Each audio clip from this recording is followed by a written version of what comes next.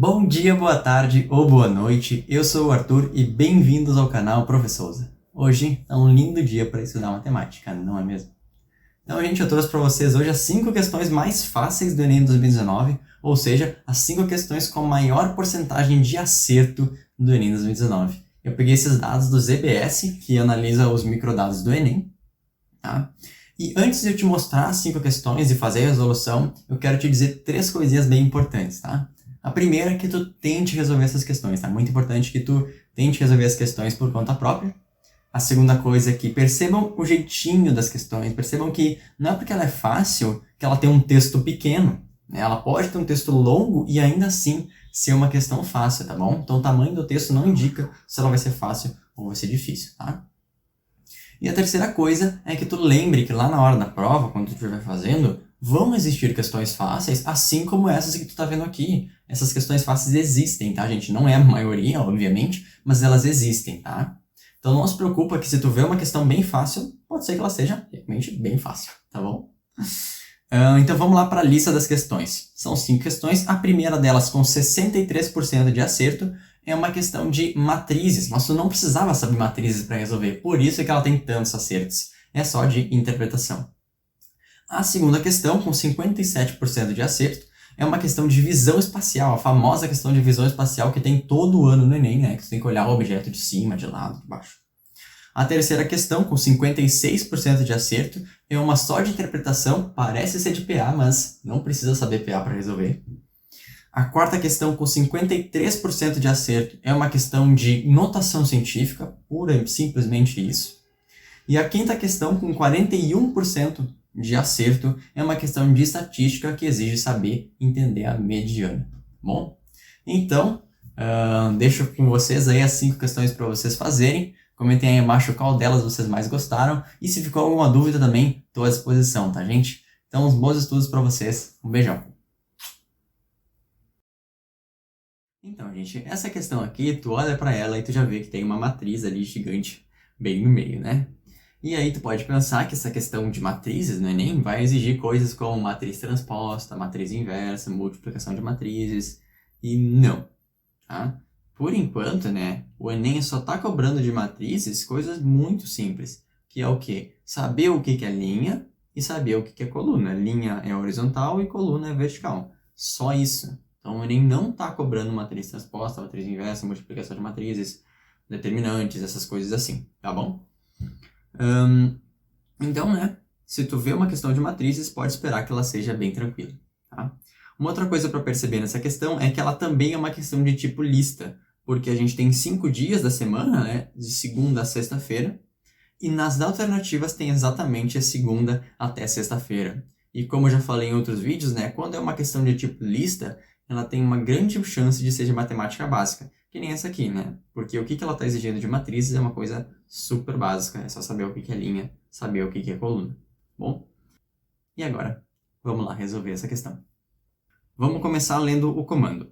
O teste que apresentou maior quantidade de acertos foi o aplicado aí de segunda a sexta. Nós estamos procurando o teste com maior quantidade de acertos. Vamos começar lendo a questão agora. Um professor aplica durante os 5 dias úteis de uma semana testes com 4 questões de múltipla escolha a 5 alunos.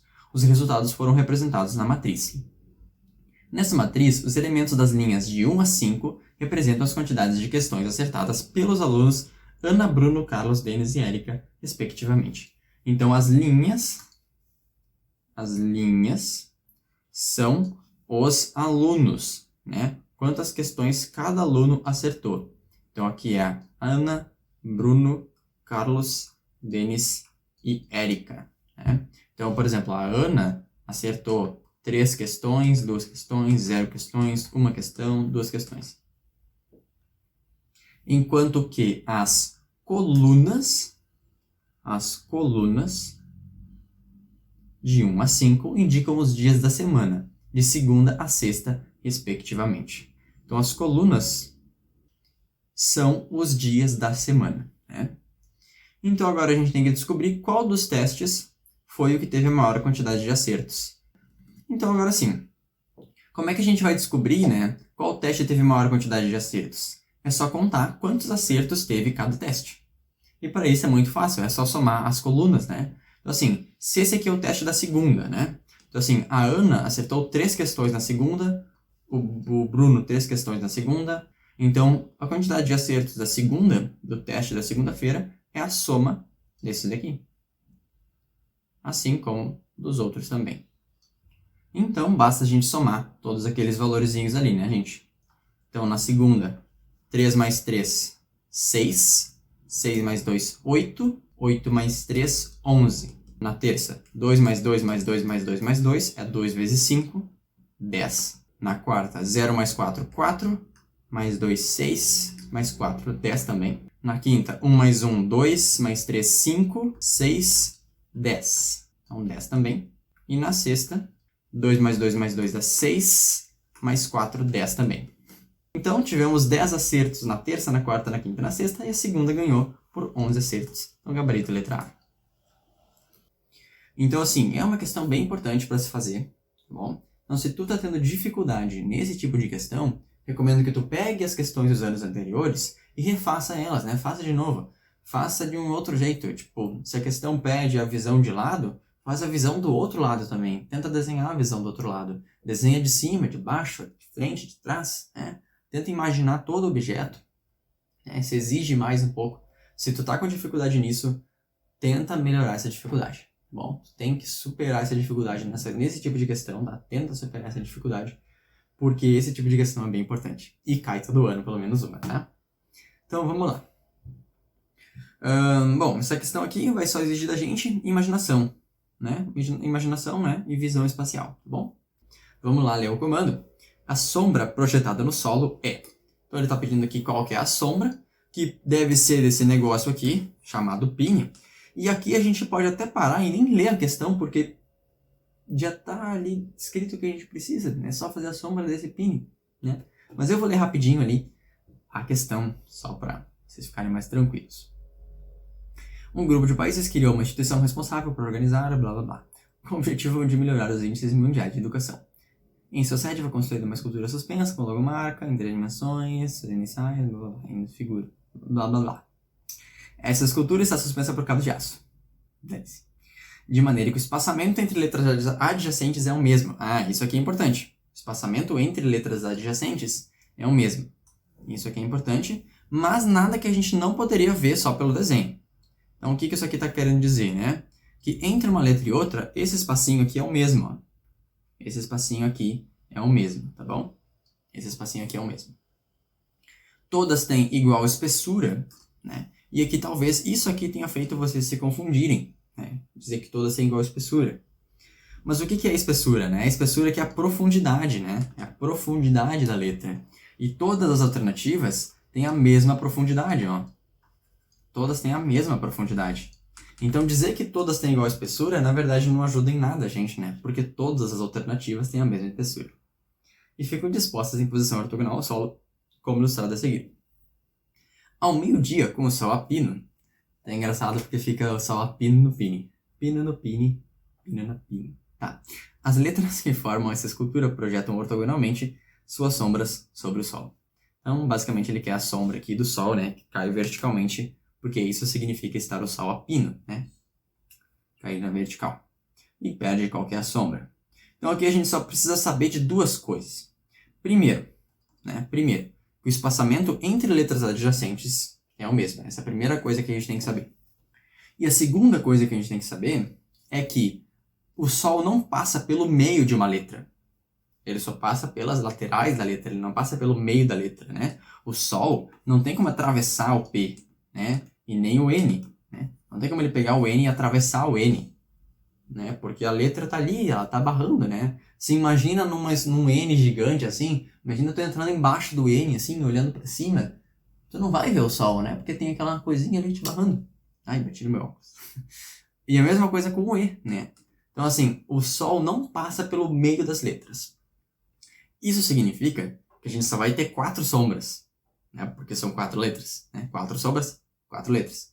Então, a gente já pode eliminar a letra A, eliminar a letra A, eliminar a letra B, que tem 5, a letra C fica, letra D já podemos eliminar. Agora, entre a C e a E, né? Qual que é a única diferença? que na C o P aqui está minúsculo e na E o P está normal. Né? E ele já disse que o espaçamento entre letras é o mesmo. Então, olha só, não é esse espaçamento gigante aqui, né? Entre o P e o I. Sem falar que esse P aqui está minúsculo, né? Onde que o P vai ser tão fininho quanto a letra I? Não, né? É que nem essa aqui, ó. O P largo, o I fininho, N largo, E largo. Tá? Então, né? Fica aqui exatamente essa sombra da questão. Sombra do pin, tá bom? Então, gente, essa questão aqui, ela não vai exigir praticamente nada da gente. Ela vai exigir só a interpretação. Tá? Então, só com interpretação, tu resolve essa questão. E, claro, fazendo algumas subtrações, tá? Ela pode ser considerada uma questão de PA? Até que sim, mas assim, usar as fórmulas de PA nessa questão aqui não vale a pena. Não vale a pena usar as fórmulas de PA nessa questão. Vale mais a pena ir subtraindo diretamente, tá bom? Então, assim, não dá para dizer que é uma questão de PA, né, gente? É uma questão de interpretação, basta a gente ficar subtraindo ali, são 3 cálculos bem simples, tá? Então, vamos lá resolver, mas antes, lembrem de pausar o vídeo e tentar resolver por conta própria, tá bom? Gente, essa é uma questão tranquila, tá? Não fiquem desconfiados, é uma questão tranquila mesmo, tá bom? Então, pausem o vídeo e tentem resolver sozinhos, tá? Agora, bora lá resolver. Vamos começar lendo o comando. Com base na situação apresentada, o número de acidentes esperados nessa rodovia em 2018. Então a gente precisa calcular o número de acidentes, né, a quantidade de acidentes esperados em 2018. Então, 2018 é o nosso número. Vamos ler a questão inteira agora. O slogan "Se beber não dirija", muito utilizado em campanhas publicitárias no Brasil, chama a atenção para o grave problema da ingestão da bebida alcoólica por motoristas e suas consequências para o trânsito. Então, aquela coisa, né? Importante para a nossa vida, não é importante para a questão. A gravidade desse problema pode ser percebida observando como o assunto é tratado pelo Código de Trânsito Brasileiro. Em 2013, a quantidade máxima de álcool permitida no sangue do condutor de um veículo, que já era pequena, foi reduzida e o valor de multa para motoristas alcoolizados foi aumentado. Mesma coisa, importante para a nossa vida, não importante para a questão. Em consequência dessas mudanças, observou-se queda no número de acidentes registrados em uma suposta rodovia nos anos que se seguiram às mudanças implantadas em 2013, conforme dados no quadro. Então temos ali 2013, 1.050 acidentes. 2014, 900 acidentes. 2015, 850 acidentes. E aí os próximos não estão aqui, né? Suponha que a tendência de redução no número de acidentes, então tá vendo que tá diminuindo, né? Tá tendo redução. Para a gente supor que essa tendência de redução nessa rodovia para os anos subsequentes, ou seja, para os próximos anos, seja igual, aqui que vem a parte importante, seja igual à redução absoluta observada de 2014 para 2015. Então, é para a gente supor que nos próximos anos, a gente vai ter a mesma redução de 2014 para 2015. Qual que é essa redução? Essa redução é 50, né? De 900 para 850, baixou 50, subtraiu 50. Então, a gente só tem que continuar subtraindo 50, né, gente? Se é para manter a tendência de 2014 para 2015, essa tendência é diminuir 50. Então, vamos manter essa tendência até o ano que a gente quer, que é 2018. Então, percebam como não vale apenas a forma de PA. Por quê? Porque o 2018 está aqui do lado, né? Mas 2016, 2017, 2018. E acabou a questão. Então, vamos lá, é só fazer isso. Então, é só a gente continuar e pegar o valor de 2018, né? Que é o valor que a questão quer. Então, vamos lá. De 900 para 850, diminuiu 50. E agora vamos manter essa tendência. E aí, diminui mais 50, né? Isso vai dar 800, né? Diminui mais 50, isso vai dar 750. Diminui mais 50, e aí vai dar 700. E esse é o valor da resposta. Letra D, 700 acidentes esperados para 2018. Então, gente, o que essa questão vai exigir da gente? Simplesmente notação científica. Acabou. Então, simplesmente notação científica, só isso, uma questão bem tranquila. Vamos lá, então. Vamos começar lendo o comando. Em notação científica, o diâmetro interno do vírus influenza em milímetros é. Então, que é o diâmetro em notação científica. A gripe é uma infecção respiratória aguda de curta duração causada pelo vírus influenza. Ao entrar no nosso organismo pelo nariz, Esse vírus multiplica-se, disseminando-se para a garganta e demais partes das vias respiratórias, incluindo os pulmões. O vírus influenza é uma partícula esférica que tem um diâmetro interno de 0,00011 milímetros. Então, ali a gente tem que pegar o quê? Tem que pegar esse valorzinho aqui, né? Pegar esse valorzinho aqui e passar para a notação científica. Vejam que a questão foi bem querida de não trocar a unidade, né? Então, é o mesmo milímetro que está aqui, é o mesmo milímetro que está aqui. Então, a única coisa que a gente tem que fazer é trocar esse número para a notação científica. Então, a gente só tem que fazer com que esse número aqui vire um número como 1,1 vezes 10 elevado a alguma coisa, né? Na notação científica, que nem está aqui nas alternativas. Então, a gente tem que pegar a vírgula, né? A gente tem que pegar a vírgula e colocar atrás do primeiro dígito que não é o zero. Então, o primeiro dígito que não é o zero é o 1, né? Então, a gente tem que colocar a vírgula bem ali, né? Para ficar que nem esse aqui. Vamos ver quantas casas a vírgula tem que andar. 1, 2, 3, 4. Então, a vírgula teve que andar 4 casas para chegar até a posição que a gente queria. Isso significa que esse 4 aqui, esse 4, vai ir para o nosso expoente. Então, sempre na notação científica, o expoente, né, o dígito do expoente é exatamente o número de casas que tu andou. E pode ser mais 4 ou menos 4, dependendo da onde tu veio. Se tu veio da esquerda ou veio da direita. Nesse caso aqui, vai ser menos 4, então gabarito letra D. Tá bom? Então a questão foi bem bonzinha de não pedir, né, de não ter alternativa 10 na mais 4, né? Porque daí talvez a gente pudesse se confundir, né, em colocar mais 4 em vez de menos 4 e marcar errada. Mas a questão foi bem bonzinha com a gente de não colocar esse 10 na mais 4, tá bom? Só colocou o 10 na menos 4. Então é uma questão bem tranquila. Se vocês estão com dificuldade de notação científica, recomendo que parem um tempo, dediquem um tempo de vocês para estudar a notação científica, porque é muito importante, tá? E cai no Enem, como a gente pode ver aqui, tá bom? Vamos resolver uma questão que exige da gente estatística, mais especificamente mediana e apenas mediana. Então, entender como a mediana funciona e também prestar atenção no enunciado para interpretar bem a questão, tá bom? Então, eu recomendo que tu pause o vídeo e tente resolver a questão por conta própria, depois volta aqui para assistir a resolução, tá bom? Então, vamos lá. Segundo essas informações, argumenta-se que os alunos P, J, F e M jogaram respectivamente futebol ou basquete, cada um deles. Os alunos de uma turma escolar foram divididos em 2 grupos. Um grupo jogaria basquete, enquanto o outro jogaria futebol. O grupo de basquete é formado pelos alunos mais altos da classe e tem uma pessoa a mais que o grupo de futebol. Ou seja, né, a gente tem uma quantidade ímpar de alunos nessa turma, né? Porque a gente tem 2 grupos e um deles tem um a mais que o outro, então a gente vai ter uma quantidade ímpar de alunos, né? A gente pode ter, por exemplo, 3 aqui, 4 aqui, vai dar um número ímpar. 4 aqui, 5 aqui, vai dar um número ímpar. 5 aqui, 6 aqui, vai dar um número ímpar. Então vamos desenhar para ver como isso ficaria.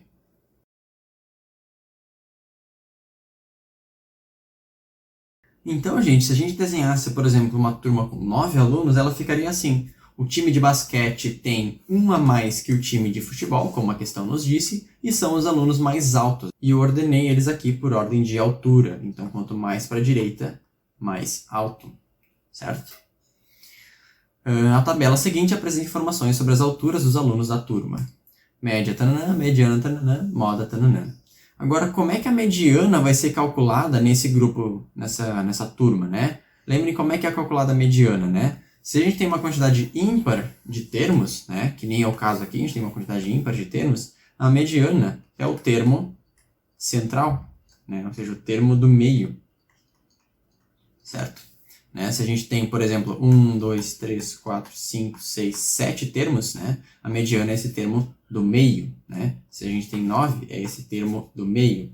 Só se a gente tem uma quantidade par, né? Aí a mediana é a média desses dois aqui. Então, se a gente tem 6 termos, por exemplo, não existe termo do meio, né? O termo do meio estaria aqui. Então seria a média desses dois. Não é o caso dessa questão, né? Nessa questão aqui, a nossa turma tem uma quantidade ímpar de pessoas. Então a mediana vai ser o termo central. Ou seja, nesse grupinho de alunos aqui que já está ordenado por altura, né, porque a mediana tem seu termo central após a gente colocar os termos em ordem, então a mediana é justamente a altura desse carinha aqui, né, que é justamente o que está no meio. Então, a mediana é a altura desse carinha aqui. Bom, então vamos lá. Os alunos P, J, F e M medem respectivamente 1,65, 1,66, 1,67 e 1,68, e suas alturas não são iguais a de nenhum outro colega da sala. Essas alturas são únicas. Então, olha só, né, o F, né, que é 1,67, ele é exatamente o valor da mediana. Né, exatamente o valor da mediana. Ou seja, quem aqui que é o F é justamente esse aqui. Né, o que está quase no time de futebol, né, tá bem na borda do time de basquete, o último do time de basquete. Né? Lembrando que o basquete tem um a mais que os de futebol. Então, o F está aqui, né? Ou seja, aqui é 1,67. Então, todos mais altos que 1,67 estão aqui no time de basquete. E todos mais baixos que 1,67 estão aqui no time de futebol. Ou seja, o P e o J, que são mais baixos que o F, eles estão por aqui, né? O P e o J. Né? Não sei qual é exatamente, mas eles estão por aqui. Enquanto que o M, que é mais alto, né, que a mediana, ele vai estar por aqui, né, no time de basquete. Ou seja, o F joga basquete, ele é o último do time de basquete, o M joga basquete e o PJ joga futebol. Então, gabarito, letra C.